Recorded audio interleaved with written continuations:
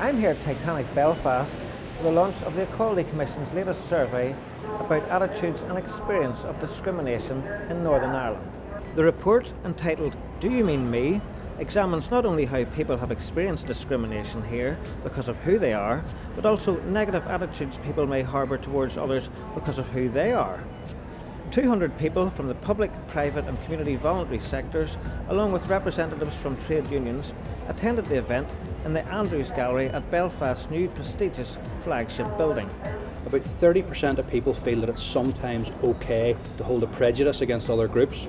And when we ask them who they hold negative attitudes towards, they tend to say travellers, transgender, LGBT groups and also migrants. Yet if we then ask them who they feel is unfairly treated in Northern Ireland, travellers and transgender drop off that list, and they're actually replaced by older people, those with a disability. It doesn't hold true that older people experience more discrimination. They're no more likely than any other age group to say that. The survey also thought that Catholics were more likely to experience discrimination, but they're no more likely to experience it than Protestants. So that creates challenges for us, challenges as to how to help people who've experienced discrimination, but also challenges to combat some of these stereotypes. But the Commission appears well placed to do that. Around 2/3 of people supported the Commission, had confidence in the Commission to deliver its remit for all in Northern Ireland. It's very important that we get people together this morning to discuss the findings arising from our attitude survey.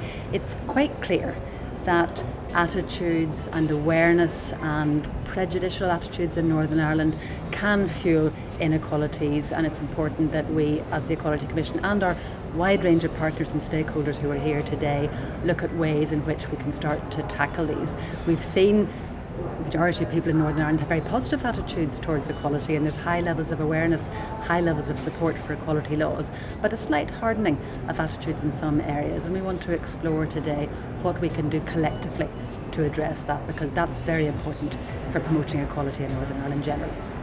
Well, this is a very important conference for us today because it's bringing together almost 180 people from all walks of life and from all societies to discuss our attitude survey, which raises the question, what do you mean me? And that question is not just asking, have you been discriminated against, but it's also asking, have you ever found yourself having a negative attitude towards any other groups? So we want to start a conversation today that can hopefully move on from here into Stormont, into public life and the civic sphere, and we're hopeful that this will sort of kick that in. Well, the Charity Commission is obviously interested in the work of charities in Northern Ireland and the very important role that they play. And the findings of this survey, I suppose, are quite surprising. It shows that a great many organisations who've been involved in promoting equality have done very, very good work, but there's still an awful lot left to do, and many of the organisations involved in doing that will be charities. So what I'm here to talk about this morning is what the role of charities might be, what they have done, what they have still to do. The media does have a responsibility here, and they're very good at saying, you know, our job is to do one thing and it's not to be putting society right. I disagree with that. I think the media has a lot to do with putting society right. And I would say to journalists, do you not think the media has done a lot of good in the past?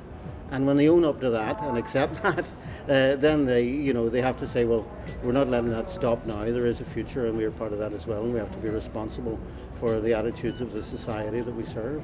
The police service welcomes this report. It's useful. It helps to inform our policy making and hopefully our practice as well. One of the strengths of this report is that it's longitudinal in one respect, in that we had the 2005, 2008 and now the publication of this report, and it allows us to see some of the developing attitudes and unfortunately some attitudes that haven't changed too much within Northern Ireland as well. Well, I'm here to give an employer's view in response to the report that the Equality Commission has produced. And really I think I'm trying to share my experience of dealing with equality issues with the audience and engage in a discussion with them to hear some of their experiences as well. I'm Fidelma, Carolan. I'm an Equality Commissioner and I was asked to speak on the panel today to bring that Equality Commissioner perspective, and I'm also involved, I work for Unison and I've been involved in lesbian, gay, bisexual and transgender rights for the last 20 years or so. I think this is a really, really important piece of research. It provides a very robust evidence base to really highlight some of the key areas of discrimination and negativity, maybe so much than rather than discrimination, that exists in our society. Well, I'm delighted to be hosting the event. I was very honoured to be asked, but I think it's something that interests most of us. I think the fact the survey happens once every 3 years is quite interesting, and because we can then go back and reflect, well, what did people say in 2008 and what has changed and why. So I'm delighted to be here and really looking forward to hearing what the people in the audience have to say and what they think we should be doing and what they think, of course, the Equality Commission should be doing.